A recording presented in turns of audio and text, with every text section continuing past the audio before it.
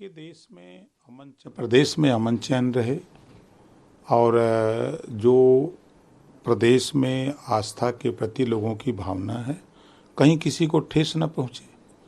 सरकार इसी मकसद से जो कार्रवाई की कि भाई जो दुकानें हैं ये हैं, तो सरकार की मंशा साफ है कि अमन चैन रहे। जो लोग उसमें कांवड़ यात्रा में शामिल हों वो सुरक्षित जाएं, कहीं विवाद ना हो। उसका मात्र यही उद्देश्य है और कोई उद्देश्य सरकार का नहीं है। इसको लेकर के सुप्रीम कोर्ट ने मनाही की थी, लेकिन आज जो है उस पर जवाब दाखिल किया है, तो क्या लगता है क्या चीज़ें पक्ष में रहने वाली हैं? अब देखिए, कोर्ट का फैसला जो आएगा उसको सब लोग मानेंगे, हम लोग भी मानेंगे। मुख्यमंत्री आवास पे लगातार बड़ी बैठक चल रही है। कहना है कि अधिकारियों की मनमानी के चलते बड़ी समस्या आ रही है। इसी क्रम में देखा गया कि कल जो है बड़ी कार्रवाई हुई, पुलिस के बड़े अधिकारियों को सस्पेंड किया गया। नहीं, जो दोषी है सरकार तो कटिबद्ध है, जो दोषी है उसके खिलाफ कार्रवाई बराबर हो रही है, कोई नई बात नहीं है। और जो गलत करेगा उसके खिलाफ कार्रवाई होगी। जो सरकार के संज्ञान में बात आएगी तो उनके खिलाफ कार्रवाई होगी। भारतीय जनता पार्टी के जो विधायक हैं उनका लेकिन रुख अलग है। जैसे कि सीएम ने कहा था कि अगर अधिकारियों के खिलाफ साक्ष्य पेश किए जाएं तो उस पर ही कार्रवाई होगी। वहीं विधायक कह रहे हैं कि हम जनता द्वारा चुने गए प्रतिनिधि हैं, हम ही खुद में साक्ष्य हैं, हमारा कह देना ही एक साक्ष्य है या सबूत है। नहीं, उनका विषय है, उनकी पार्टी का विषय है। और साक्ष्य सबूत का मतलब कि बलिया की घटना को देख लें, इसको साक्ष्य कहते हैं। रंगे हाथ पकड़ना, इसी को न साक्ष्य कहते हैं।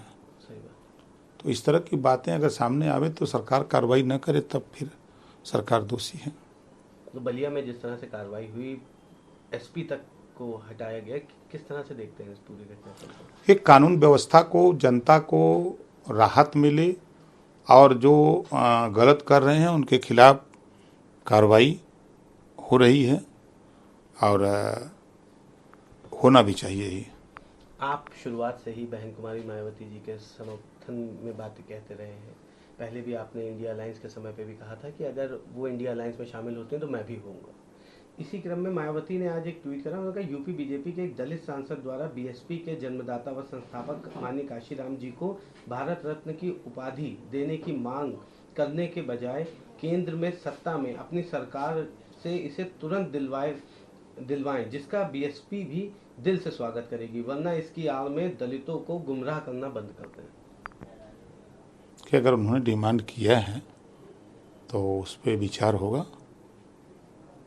समाज में सामाजिक परिवर्तन और पिछड़े, दलित, सामान्य, अल्पसंख्यक में राजनीतिक चेतना जगाने में माननीय कांशीराम जी का बड़ा योगदान है। सामाजिक परिवर्तन में बड़ा योगदान है। जो काम महात्मा ज्योतिबा फूले ने किया, जो काम गौतम बुद्ध जी ने किया, जो बात छत्रपति साहू जी महाराज ने किया, जो बात पंडित दीनदयाल उपाध्याय ने किया, जो बात बाबा साहब डॉक्टर अम्बेडकर ने किया, उन्हीं लोगों के पद चिन्हों पर चल करके माननीय कांशीराम जी ने एक समाज को नई दिशा दिया। आज कांशीराम जी की ही देन है कि हम भी सामाजिक परिवर्तन में लगे, बदलाव आया और राजनीतिक भी बदलाव आया कि आज तमाम ओम प्रकाश राजभर जैसे लोग सदन में एमएलए और एमपी या मंत्री बन रहे हैं। ये माननीय कांशीराम जी की देन है। आज किस तरह की स्थिति रहने वाली है? सामान्य स्थिति है। वो तो न्यायालय स्वतंत्र है। जो भी मामले न्यायालय में जाएंगे तो नोटिस जारी होगी।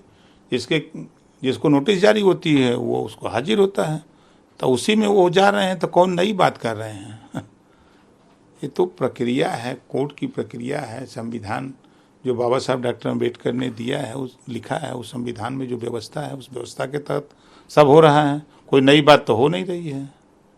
कांग्रेसी कह रहे हैं कि फर्जी फंसाया जा रहा है राहुल गांधी को। इससे पहले भी ईडी में भी उनको पकड़ा गया, ईडी में भी उनसे पूछताछ की गई, उनके खिलाफ फर्जी मुकदमे लिखाए जाए, कहीं ना कहीं दबाने का प्रयास किया जा रहा है, लेकिन वो दबने वाले नहीं है। वो कांग्रेस वाले कह रहे हैं वो सुपुआ तो सुपुआ चलनिया जे करे 72 छेद। वो भूल गए 25 जून 1977 की घटना, इमरजेंसी, संविधान को भी ताक पे रख दिया। उसी कांग्रेस की बात हो रही है। उसी कांग्रेस की सरकार में सुप्रीम कोर्ट ने कांग्रेस की सरकार में कहा कि सीबीआई तोता है, वो भूल गए। ये जो कह रहे हैं वो किए हैं, वो अपने भूल गए हैं। अब ये जो है याद आ रहा है। तो आपने क्या किया, लाखों लोगों को जेल में ठूस दिया, इमरजेंसी लगा करके संविधान को नहीं माना, संविधान की धज्जी उड़ा दिया, पत्रकारों को जेल में डाल दिया, जो भी बोलता था सबको जेल में। तो ये इनका बयान हमारे हिसाब से सिर्फ राजनीतिक बयान है और न्यायालय अपना काम कर रहा है, सरकार अपना काम कर रही है। एक सवाल और रहेगा सर, अधिकारियों ने ये बात कही कि उत्तर प्रदेश की तरह ही सभी जगहों पे, सभी राज्यों में भारतीय जनता पार्टी में इस तरह की बात चल रही है, लेकिन खासतौर पे उत्तर प्रदेश में डिप्टी सीएम और सीएम के बीच जो है वो कहीं ना कहीं टकराव देखने को मिल रही है। कहा जा रहा है कि अलग अलग तरह से लोग अपने अपने लोगों से मुलाकात कर रहे हैं, और आप पर भी और निषाद जी पर भी ये कहा जा रहा है कि आप लोगों ने भी केशव जी से मुलाकात की। हम तो बराबर मिलते हैं, कोई नई मुलाकात थोड़ा है। देखिए, माननीय मुख्यमंत्री योगी आदित्यनाथ जी को कुर्सी से उतारने के लिए पिछली सरकार में भी रोज हर हफ्ते एक शगुफा छूटता था, लेकिन 5 साल वो रहे, सारे शगुफे सबके फेल। फिर वही शगुफा चालू है, कल हट जाएंगे, 2 गुट हो गया, दिल्ली वाले हटा रहे हैं, लखनऊ वाले भी कर रहे हैं, वो कर रहे हैं, कहीं कुछ नहीं है। एक दूसरे से सब लोग। आप बताइए कि अगर सीडीओ बीडीओ को कहीं चार्ज में अपने इलाके में ले जाना है तो किससे मिलेंगे, कांग्रेस से कि सपा वालों से मिला जाएगा? जो विभाग के मिनिस्टर हैं उन्हीं से न मिला जाएगा। अगर स्वास्थ्य संबंधी कोई मामला है, कोई मरीज सीरियस है, नहीं भर्ती हो पा रहा है, तो स्वास्थ्य मंत्री से ही न मिला जाएगा। तो ये सब अटकलें जो लगाई जा रही हैं निराधार है, ऐसा कोई बात नहीं है। आपको कहीं से भी नहीं लगता? कहीं कुछ नहीं है, ऑल इज वेल।